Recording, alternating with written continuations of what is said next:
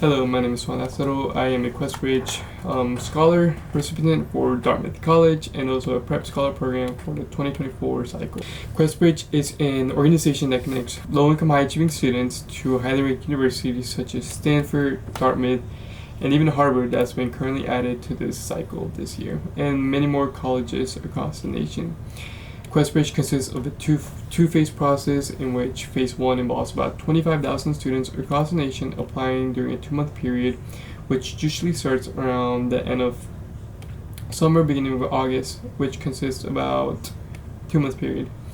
In phase 2, about only 7,000 students become finalists, and those are the students that are able to rank the colleges that they wish to be matched to. And during that, they have a 2-week process which they have to upload supplements to every single university according to their standards and guidelines. Okay, and now we're going to talk about who's more eligible to apply to QuestBridge, or who's most likely to become a finalist, right? So just like I mentioned, anything is unexpectable, so don't straight up go based on these stats. Use them more as a guideline to picture yourself if you could fully see yourself applying to QuestBridge. So according to a 2024 National College Match finalist statistics, academically, about most of the finalists had an average GPA of 3.9. So that means usually a lot of the rising seniors last year for QuestBridge finalists, they were mostly taking most of the hardest classes that they could in their high school, such as AP or IB courses or even dual enrollment classes. However, there's also going to be questions about what if my school doesn't really offer them, or what if I can't really take them at your school. At the end of the day, QuestBridge is gonna see your where you're from. They're gonna see your school, what does your school offer. So they're not really gonna really fully compare you compared to other students who have quote unquote higher academic such as classes that they can fully take. However, you also want to ensure that you're taking the hardest classes that you potentially can, such as, for example, my high school, I was able to take AP and IB courses. And I also took dual enrollment classes. However, I prioritized more of my AP and IB courses. Usually about 87% of the top 10, 87% of the finalists are in the top 10% of their class. But I've heard stories of finalists and kids that they match and they were not in the top 10%, of course. Usually the 50% SAT scores is from 1280 to 1460. Of course, there's a lot of finalists who did not report their SAT scores, just like I didn't report my SAT scores. And also the 50% SAT is 26 to 33, in which, in my case, I did not submit any ACT because I never took it. Usually 90% of finalists, their household income is below $65,000 for their family income, and usually about 87% are under the free or reduced price school meals from in their school. Usually QuestBridge is for first generation kids or students. However, there have been stories of kids who are second generation, but just like I mentioned, it's solely about how you put yourself, how you image yourself on the application process. Because at the end of the day, a family member, or you could be a second generation, but if your family didn't fully, or your parents didn't fully finish college or they had to drop out, that might be taken into consideration as well. So at the end of the day, take these stats with a hit of salt. Don't fully go based on them, and just know that at the end of the day, these are more we like to say guidelines. So if you're under this, or even if you have a 3.8 or 3.7 GPA, but you're still taking these AP classes, I still highly recommend to apply QuestBridge, because at the end of the day, it doesn't truly hurt yourself, It's better take the risk rather than regretting and asking, oh, what if I didn't, or what if I did apply, and you're never going to know what's going to fully happen. So definitely take the risk and just go through the application and just have faith, and just know that at the end of the day, everything happens for a reason, and you can't control any of the outcomes. All you can control is your application, what you put on your application, but also to be straight up honest, and don't try to hinder any by lying, because that could also affect your application and how you're seen by the QuestBridge administration and admission officers, of course, for the application. After supplements are submitted, usually it's a month wait, and during that time you can work on other college applications, because you have to be fully prepared just in case anything happens, because it's truly unexpected, the whole match process. You never know if you're going to match or not. And so after supplements are submitted, usually about, out of those 7,000 finalists, typically around 2,300 students match to their colleges, to one of their colleges, in which that means that once you match, that you receive a full 4-year full ride academic scholarship to one of the colleges that decided to match you. And for those students who were not matched, for the remaining, you can continue on your regular applications through Common App or other applications process, or you can also do QuestBridge regular decision, in which about 40% of finalists usually get admitted into one or two universities that from the whole college process and the whole like partners schools. Okay, now we're gonna talk about, let's say you became a finalist. So what should you do? What should you be aware of? So usually finalists are announced early fall. For me, I was announced mid-October. I was doing flying programs as well, so it was a few days after a flying program that I was announced that I became a finalist. So usually you have 2 weeks for supplements, only 2 weeks. And depending on how many colleges you rank, especially which type of colleges you rank, you can receive so many supplements. For example, I also applied to Caltech through QuestBridge, and that was one of the colleges I ranked, and Caltech had, if I remember correctly, about 12 supplements, and most of them, I would say a good portion of them were about 500 words each supplement.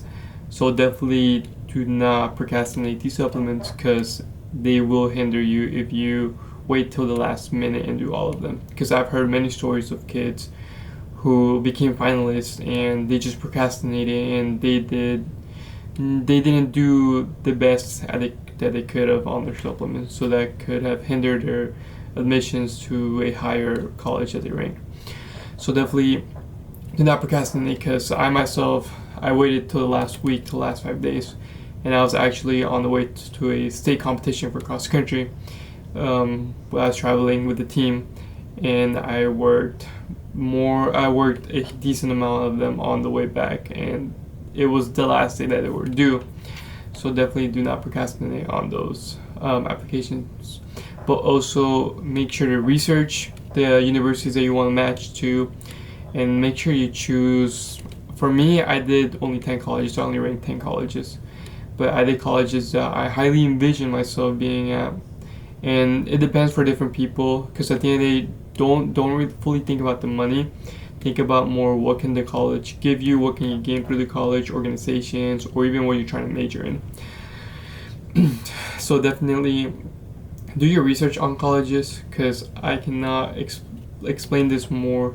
I've heard stories of people that just rank just because they want to be matched, and of course it sounds great to match, but there's so many stories of people who became miserable because it wasn't a college that they truly envisioned themselves, So be realistic when you apply to these colleges, and think about if you can actually picture yourself walking on campus, attending classes, and just seeing yourself having a genuine and great time. Okay, and then we're going to go to some tips I will recommend, or just more of because people still keep on asking what is QuestBridge. So a lot of misconception is that QuestBridge is the one actually paying for your university or for your college. But in reality, it's not QuestBridge. QuestBridge is just a non-profit. People donate to QuestBridge, in which that helps with the whole application and admission cycle just to become a finalist. But more so ever, the colleges, such as for me, Dartmouth was the one that matched with me. So they're the ones paying for my college tuition. It's basically full ride. However, doesn't mean you will not pay some money in a way. For example, you still have to do work study. For Dartmouth, it's about $2,600 of work study per year. And then if you don't do like any summer programs at that college, they can also, I wouldn't say charge you, but they will also expect like summer contribution. For example, Dartmouth expected $1,000 for summer contributions, but since I'm doing the first year summer program at Dartmouth, before college even starts, they will pay for that summer contribution. However, use scholarships, apply to as many scholarships as you can, so you can diminish that summer contribution and just be focused on your studies overall. Another tips I would recommend is, just enjoy the process. At the end of the day, you're never expecting anything. So I say, especially the day that you're gonna be announced if you match or not, enjoy that moment. Genuinely enjoy the sense of like having nervous, because after you're announced if you match or if you didn't match, a lot of students are gonna be writing hate like on group chats or comments. You're gonna be like, QuestBridge just gave me a false hope. But QuestBridge never gave anyone a false hope. They gave you the opportunity to hopefully match.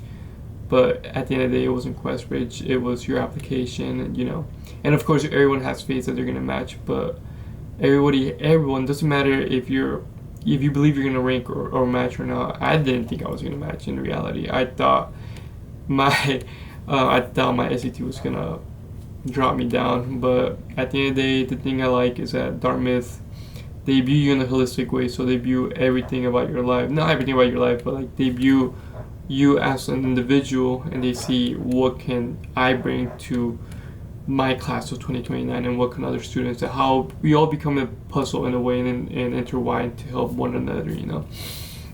So definitely enjoy the process. Be proud of how far you've gone, and just know that everything happens for a reason. At the end of the day, it's God's plan, and just everything happens for a reason. If I didn't match, I would probably apply to UT Austin or Texas A&M, because just like I mentioned, I was the top 10% of my class, top 6% or top 5% actually. So I would have found auto admission to UT, to A&M. I would apply to Rice and other universities. But just enjoy the process, enjoy the people you're going to be meeting. And if you're still seeing this video, or hopefully early on, apply to flying programs. You're going to meet so many new people, so many new stories, and at the end of the day, it's about your story, about who you are at the end of the day, and just be proud of who you are, because no one will tell the story as well as you. So definitely put a lot of effort into those essays. Do not procrastinate, just like I mentioned, because I definitely did, and it wasn't the best feeling for me, knowing that I still had to go to school. It was AP and IB, and still having to like write these many essays, So definitely enjoy the process, just like I keep mentioning it again, and just believe in yourself, but also just be prepared just for anything. Be happy of who you are individually, and just know that you're a finalist, you're a prep scholar program or prep scholar, and just know that QuestBridge saw something unique in you. So just know that they're not going to be the last people to see that. There's going to be friends, family, college admissions are going to see something different in you. So believe in yourself and know that you got it. So yeah, those are my words as a finalist or as a match for Dartmouth College, so go big green, But yeah, I'm probably gonna do another video talking about my application, so I'll be sharing some of my essays and maybe even share some of my supplements I also wrote, But definitely, there's always room for improvement, When I applied to become a prep scholar, my writing was not the best. So definitely take advantage of what QuestBridge offers, those writing tips, because they definitely helped me so much to write, to improve my writing skills and overall. Yeah. But yeah, any more questions, you can always just ask them down below. I will most likely try to answer them. And then, as we go into the season, just make sure to share this so other students can view them, and I will be sharing my application process. And hopefully, before finalists are announced, I will try to have all the videos of all the 52 colleges, because Harvard and the 2 other colleges I completely forgot the name of, we don't know what they're gonna fully give, because this first year people are gonna be matching. So yeah, thank you again, and then hope you have a great rest of your day. And again, make sure to follow my socials, just if you want to catch up with what I'm gonna be doing at Dartmouth, and just make sure to follow, because I'll be posting far more videos on this. But yeah, thank you. Gracias.